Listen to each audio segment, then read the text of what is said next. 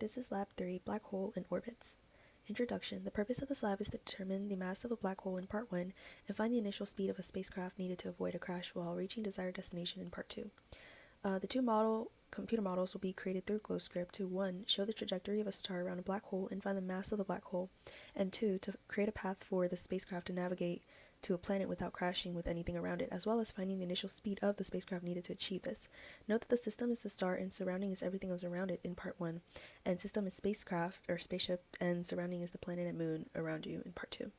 The main principles we'll be focusing on this lab is Newton's second law and the universal gravitational force formula. Alright, so here is those formulas shown. The Newton's second law can be redefined as the change in momentum over change in time, and the gravitational force formula is F equals big G, which is a constant, mass of the first object, mass of the second object, multiplied, divided by the radius squared. Right, here's my computer model and the code for Part 1, calculating the mass of the black hole. So we start off by generating a unique elliptical trajectory from my email address, which I put into the code on line 11, giving me the x and y position data.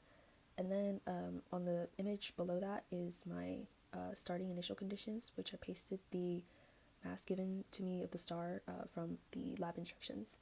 And from those positions, I calculated velocity and then used Newton's second law, which says that force equals change in momentum over time, to find the net force on the star at each step. And then I split that force into parallel and perpendicular components, where the perpendicular component is what keeps the star curving in orbit. And then finally, I rearranged Newton's law of gravitation to solve for the black hole's mass, multiplying net force by distance squared divided by big G, which is a constant, times the star's mass, and then printed the mass of the black hole at the very bottom, and all that math was shown in the calculation loop on the right side. Alright, and here's that code in motion.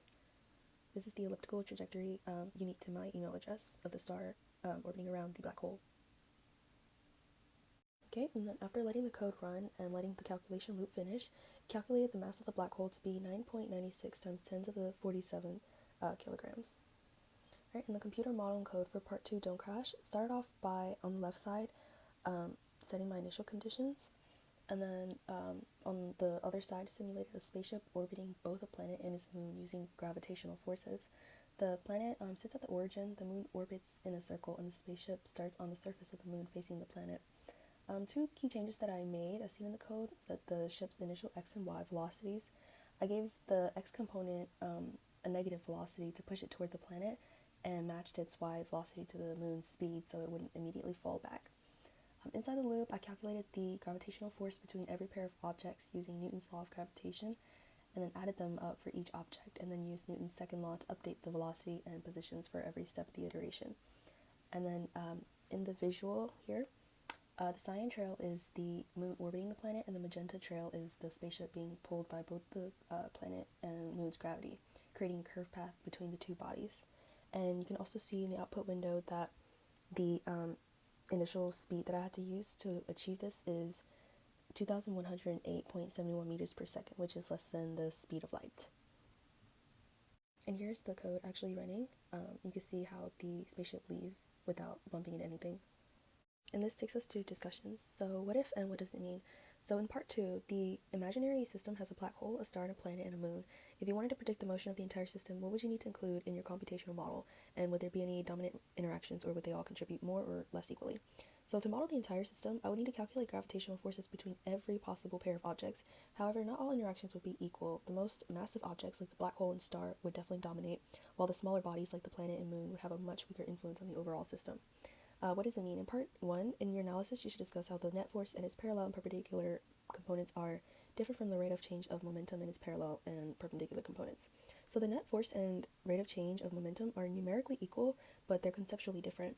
One is computed from data, and the other is the physical gravitational cause. Their components follow the same logic in that the parallel terms describe changing speed and the perpendicular terms describe changing direction. But change in momentum over change in time is the mathematical observation, while FNet is the physical interpretation. Okay, some sources of error. The first one being accuracy. So the accuracy in this lab is compromised through the use of trial and error to find the initial speed for Part 2 of the lab, and as well as certain rounding errors that may be introduced into the code that carry on as the code iterates. And the second one being model assumptions. So the model is not necessarily representative of real-world scenarios, as many external forces are ignored that would otherwise be present in the real world. Conclusions and takeaways. Newton's second law is very powerful and can be derived in a way to allow you to use a momentum to calculate forces and then be able to manipulate that to give you the parallel and perpendicular components of the force. And as seen in this lab, finding all the forces around a system can help you navigate a path to avoid crashes, which is with one of the most important forces in this lab being the universal gravitational force. Right, thank you.